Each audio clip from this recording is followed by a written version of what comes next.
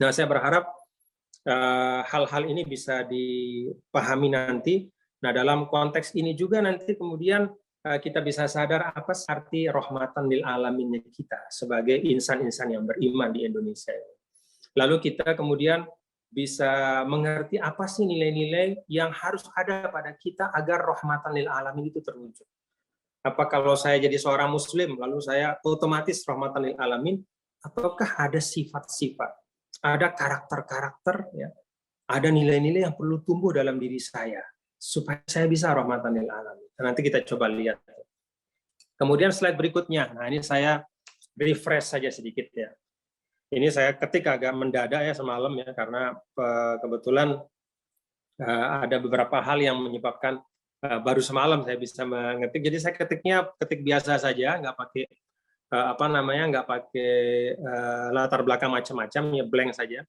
Saya tentang kehidupan, ya, life. Kan kalau orang yang tidak beriman itu memahami bahwa life itu adalah now and only now, ya. Bahwa hidup itu adalah ya sekarang, ya, di dunia, ya, hanya saat ini dan tidak lebih dari itu. Nah, kalau kita di dalam Islam, kehidupan itu memiliki jangkauan yang melampaui kehidupan dunia. Ya. Karena itu juga di dalam Al-Quran ada bahasa-bahasa Allah gitu ya, yang membuat kita harus berpikir, ya. Kemudian juga menyadari, ya, hidup di dunia ini buat apa sih gitu. Jadi Ananda semua ini masih muda ya, masih awal 20-an mungkin, itu masih panjang sekali perjalanannya. Nah, harus mulai dari sekarang itu ngerti ya. Ini saya mau menjalani ini buat apa gitu. Kita lihat dalam Al-Qur'an.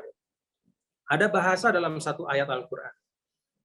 Wa ma hadhil hayatud dunya illa lahu wa la'ib. Wa mal hayatud dunya illa lahu wa la'ib. Wa inna daral akhirata lahiyal hayawanu law kanu ya'lamun. Jadi hidup dunia ini ya, lahun wa la'ib. Tiadalah kehidupan dunia ini ya, melainkan senda gurau dan permainan. Jadi ya memang seperti itulah kehidupan dunia ya. Senda gurau, permainan, ya satu sama lain memperebutkan sesuatu yang kadang-kadang bahkan tidak perlu diperebutkan ya. Atau kalau mengejar sesuatu itu sampai berlebihan dan seterusnya. Wa inna darul akhirata lahiyal hayawan. Dan sesungguhnya akhirat itulah kehidupan sebenarnya kalau saja mereka mengetahui. Nah, coba ada yang perlu digarisbawahi di dalam ayat ini. Ketika menyebut al-hayatud dunia, ya dunia ini, maka Allah menggunakan kata al-hayat. Jadi dunia itu hayat, kehidupan. Ya, sebagaimana yang kita biasa pahami, itu ada 4 hurufnya, Ananda. Kalau perhatikan ya, itu ada ha, ya, alif, dan ta. Hayat, ha, ya, alif, dan ta. Ketika bicara tentang akhirat, Allah menggunakan kata hayawan. Ya. Hayawan ini kan kalau dalam bahasa biasa itu hewan ya, tapi dalam bahasa Arab dia juga bisa berarti kehidupan, tapi yang lebih sempurna. Ya. Coba kita lihat, kalau dunia itu hurufnya ada 4, hayatun. Kalau akhirat itu hurufnya ada 5. Ya. Ha, ya, kemudian apa itu? Waw, kemudian alif, dan nun. Ya, jadi ada 5. Kalau dunia hurufnya 4, kalau akhirat hurufnya 5. Ini mengisyaratkan ya tentang esensi atau hakikat kehidupan dunia yang bisa juga kita saksikan setiap saat. Dunia itu singkat, temporal, dan terbatas. Ya. Nggak ada siapapun yang bisa hidup selamanya di dunia. Ya. Bukan hanya orang atau yang mengisi dunia, dunia itu sendiri juga itu ada batasnya. Ya. Kalau akhirat itu dia bahasa Al-Quran khalidin, ya. Maka akhirat itu lama, kekal, dan tak berbatas. Ya. Nah, dengan komparasi ini, ya, tidak sekadar kita membandingkan antara hurufnya yang 1-4, yang 1-5, tapi dari sini hendaknya ya Ananda dan kita semua itu selalu mengorientasikan dunia kita untuk akhirat. Dalam arti apa? bahwa semua aktivitas kita di dunia ini nggak boleh dia hanya berguna untuk dunia saja. Karena dunia kita cuma sebentar. Maka semua aktivitas kita di dunia, dia harus menghadirkan kemaslahatan di dunia dan juga kebaikan untuk kita di akhirat kelak. Ya, itu yang disebut dalam doa sapu jagat, Rabbana atina fid dunya hasanah wa fil akhirati hasanah. Nah, dunia itu memang sebentar ya, memang singkat ya. Tapi dunialah satu-satunya pintu untuk mendapatkan akhirat yang baik. Ya. Maka disebut dunia itu sebagai penentu ya, dari akhirat kita. Jadi akhirat kita kira-kira kita proyeksikan nih modelnya kayak apa gitu. Nah, kita bisa lihat dari bagaimana kita menjalani kehidupan dunia. Kalau kita di dunia ini nggak pedulian ya, nyakitin orang ya, kira-kira akhirat kita tahulah kayak apa. Tapi kalau di dunia kita hidup dengan tanggung jawab, ya sejak muda kita membangun karakter yang baik ya, cinta ilmu, kemudian suka pada kebaikan, suka silaturahim, dan hal-hal yang baik yang lain, maka mudah-mudahan kita juga punya proyeksi akhirat yang baik. Nah, ada satu ungkapan Imam Ghazali dalam kitab Ihya Ulumuddin, ad-dunya mazra'atul akhirah. Fakullu ma khuliqa fid dunya fayumkinu ayyutazawwada minhu lil akhirah. Jadi dunia ini ladang akhirat. Jadi kalau kita bayangkan itu seperti lahan pertanian yang bisa ditanamin. Jadi apa yang kita gunakan untuk menanam itu adalah amal-amal kita. Maka semua ciptaan Allah di dunia bisa menjadi bekal untuk akhirat. Nah, itu konsep Islam kayak begitu. Jadi semua hal fasilitas kehidupan ya, kita punya panca indera, punya ilmu, punya harta, ya, punya silaturahim, punya teman, semuanya itu bisa jadi bekal semua buat akhirat kita. Nah, tinggal bagaimana caranya. Nah, itu yang mungkin perlu kita terus pelajari.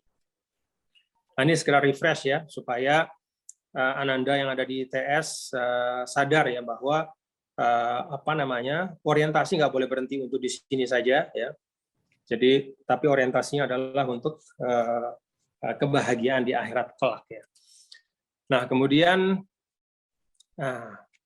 lalu pertanyaannya adalah dunia yang sederhana dibandingkan dengan akhirat. Itu lalu konsep Islam ya, kehidupan di dunia itu esensinya apa? Apa sih esensi yang paling penting dalam kehidupan kita semua? Nah, ada dalam Al-Qur'an, "Wa ma khalaqtul jinna wal insa illa liya'budun." Dan tidaklah aku ciptakan jin dan manusia kecuali untuk beribadah. Nah, ini konsep kehidupan dalam Islam. Jadi kalau ditanya kita hidup itu buat apa sih? Ya buat ibadah. Gitu. Selesai udah. Nah, tinggal elaborasi apa sih ibadah itu, konsep ibadah itu kayak apa sih dalam Islam. Nah, di sini saya buatkan, ini ringkas saja ya, ini ringkas saja. Sesuatu segala hal di dunia. Anda ini penting betul ya. Segala sesuatu yang ada di dunia, aktivitas kalian apapun itu, ya apapun itu, dia bisa menjadi ibadah atau dia terhitung ibadah ya, dengan 4 hal ini. Ini 4 hal. Dan 4 hal ini kumulatif ya. Jadi bukan hanya yang nomor 1 doang, atau hanya yang kedua saja, atau cuman poin 3, enggak ya. Atau hanya poin 4 saja, enggak, tapi 4-4-nya ini kumulatif.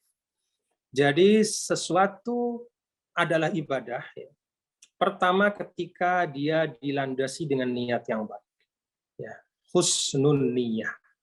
Apa sih niat yang baik itu? Niat yang baik itu sederhananya nih Ananda semua adalah menghadirkan Allah pada saat memulai pekerjaan itu. Jadi ketika Ananda mengerjakan sesuatu, hadirkan Allah dalam hati Ananda ya. Saya mengerjakan ini, memang niat saya adalah mencari ridha Allah. Udah. Jadi ada dihadirkan Allah. Karena kalau Allah nggak hadir, sebagus-bagus apapun ya pekerjaan, dia tidak menjadi ibadah. Jadi seindah apapun, ya secara kasat mata, tapi tidak dihadirkan Allah di hatinya. Ya, maka itu bukan ibadah. Ngasih duit ya, kasih uang ke orang, tapi dia nggak menghadirkan Allah di hatinya ketika memberi uang. Yang dia hadirkan itulah, wah ini saya nggak kalah nih sama yang lain nih. Apalagi kemudian, wah supaya saya dibilang orang yang pemurah. Nah, itu berarti bukan Allah yang dihadirkan. Ya, jadi itu bukan ibadah, walaupun bentuknya memberi. Ya, yang di dalam Islam itu disebut dengan sedekah. Ya. Nah, yang kedua esensinya itu juga baik. Ya. Kalau ada sesuatu esensinya baik, ya, niatnya baik, ya, ini niatnya bagus. Niatnya untuk ibadah. Tapi esensinya ternyata esensi yang membawa kemudaratan. Ya. Esensi yang membawa kemudaratan.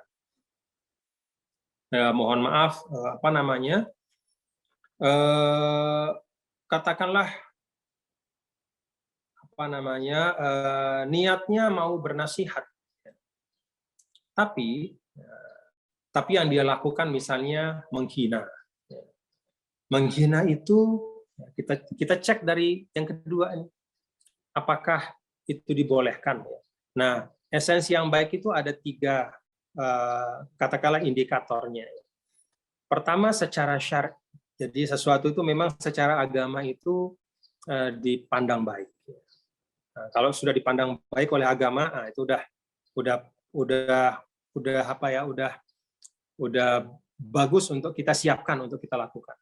Lalu kita lihat yang kedua, ya, sesuatu itu juga diakui atau tidak melanggar hukum. Dia tidak melanggar tatanan yang kita sepakati, peraturan yang kita sepakati. Kalau dia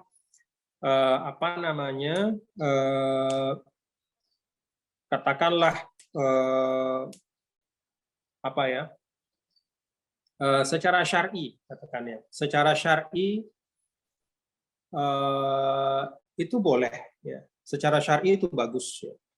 Tetapi secara hukum ternyata dia tidak sesuai dengan peraturan yang ada, yang ditetapkan untuk keselamatan semua dan kebaikan semua.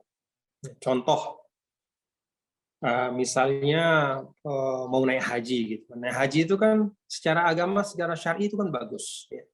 Perintah agama. Tapi ternyata naik hajinya itu dengan cara ngakalin.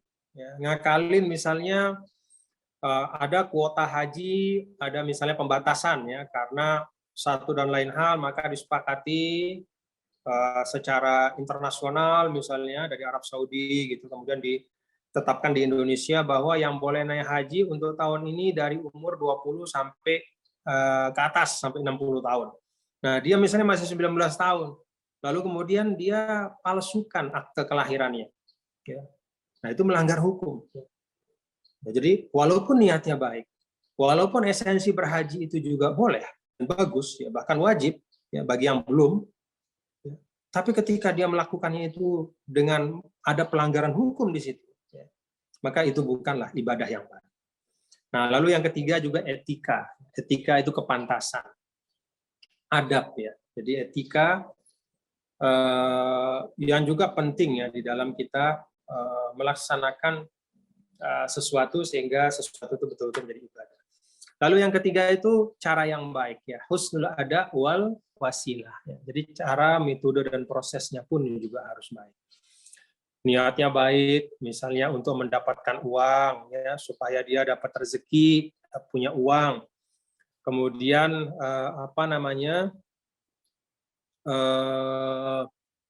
katakanlah dia berdagang, ya, lalu dia memilih cara berdagang itu bagus, ya.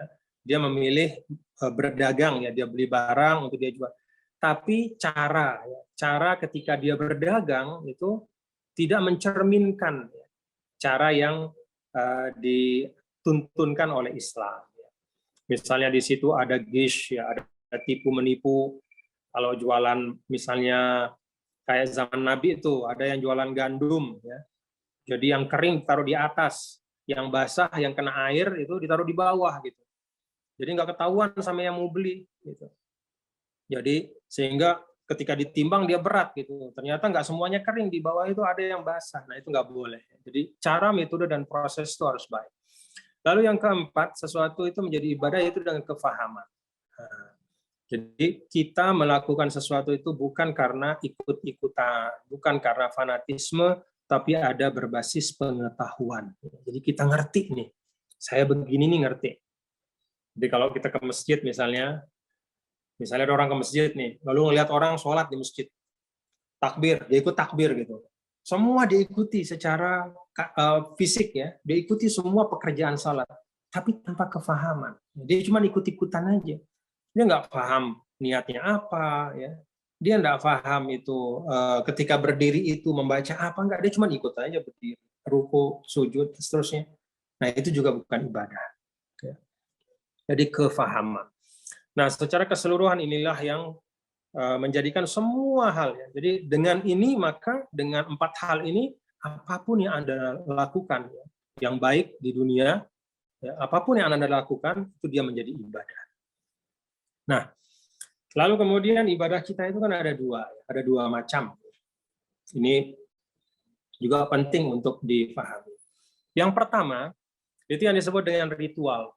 Ritual itu istilahnya tukus ya dalam bahasa Arabnya ya. Tukus itu seperti sholat, puasa, zikir. Jadi ibadah ritual kita. Ibadah yang memang ibadah murni gitu, yang panduannya memang dari Allah untuk menyembah Allah. Nah, prinsip dalam ritual ya. Jadi prinsip dalam ritual itu adalah definitif, limitatif dan given. Ya, jadi tahdidi wa tauqifi. Jadi bentuknya memang sudah dijelaskan ya. Kemudian bilangannya itu juga ada pembatasannya ya. Kemudian juga ada tuntunan-tuntunan yang memang sifatnya itu tinggal dilaksanakan saja. Ya, jadi secara detail sudah dijelasin. Misalnya sholat subuh nih, Ananda. Sholat subuh ada berapa rakaat? Ada 2. Bisa nggak kalau misalnya siapa moderator namanya tadi? Moderator? Iqbal, Pak. Siapa? Iqbal ya? Iqbal ya. Nah, misalnya Iqbal nih tiba-tiba dia lagi semangat sholat nih, lalu dia lipat gandakan subuhnya jadi 6 rakaat. Boleh nggak? Nggak boleh. Ya. Jadi bukan di situ tempat Anda berkreasi. Kenapa? Karena itu ritual. Jadi ritual itu sifatnya tahdidi. Ya, tahdidi itu artinya limitatif dan definitif ya. Sudah dijelaskan, sudah dibatasi juga gitu. Di dalam hal-hal yang prinsip ya, dibatasi. Dan sifatnya juga tauqifi, yaitu dari wahyu dari Allah, kemudian tuntunan dari Rasulullah SAW. Seperti apa contohnya? Ini coba kita lihat ayat puasa. Ya ayyuhalladzina amanu kutiba alaikumussyiyam. Wahai orang beriman, diwajibkan atas kalian berpuasa. Jadi kutiba, ini sudah diwajibkan. Bentuknya jelas, caranya juga dijelaskan Nabi, lamanya juga sudah 1 bulan. Nggak boleh ditambahin lagi, misalnya Iqbal pengen jadi yang paling rajin, tambahin lagi Syawal, puasa 1 bulan penuh. Nggak boleh juga. Sudah ada jelas. Ya.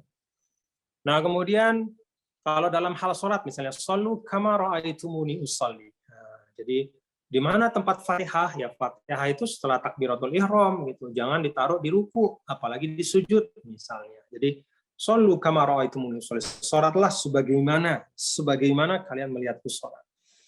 Nah, dalam masalah haji juga khudhu anni manasikakum. Ambillah dariku cara-cara menunaikan haji. Gitu. Jadi haji itu nggak bisa dikarang-karang, sholat itu nggak bisa dibuat-buat, puasa itu nggak bisa dikreasikan macam-macam. Nah itu yang tentang ritual ya, ibadah. Lalu yang kedua, nah ini yang lebih luas ya dalam kehidupan. Ini perhatikan ya, ibadah itu ada yang sifatnya itu non-ritual. Ya. Atau yang dalam istilah ulama istikhlafiyah, yaitu menjalankan amanah kekhalifahan di muka bumi. Nah, ini istikhlafiyah ini artinya menjalani amanah kekhalifahan. Ananda, kita semua sebagai manusia itu ditetapkan oleh Allah menjadi khalifah, ya, menjadi pemimpin. Nah, jadi pelaksanaan tugas fungsi kepemimpinan itu juga ibadah, ya, dengan syaratnya yang tadi yang ada 4 hal itu. Imaratiyah. Nah, imaratiyah itu dari kata imarah. Imarah itu artinya kemakmuran. Jadi proses peradaban ya, melaksanakan tugas-tugas dan fungsi kekhalifahan untuk memakmurkan bumi Allah ya, ini dia nih. Segala aktivitas selain ritual ya, dalam kehidupan kita ya, membangun peradaban yang baik, ya, menciptakan peradaban yang berbasis ilmu dan teknologi, ya, menjadikan katakanlah hidup kita itu hidup yang efektif dan efisien, ya, yang menghasilkan hal-hal yang bermanfaat, ya. Tapi dengan niat, nah tuh tadi kembali ke yang awal, ya, dengan niat mencari ridha Allah, itu adalah termasuk ibadah yang non ritual. Nah, dengan demikian maka semua yang kita kerjakan, termasuk kita zoom nih pagi ini, itu insya Allah menjadi bagian dari ibadah kita, ibadah yang non ritual. Ya.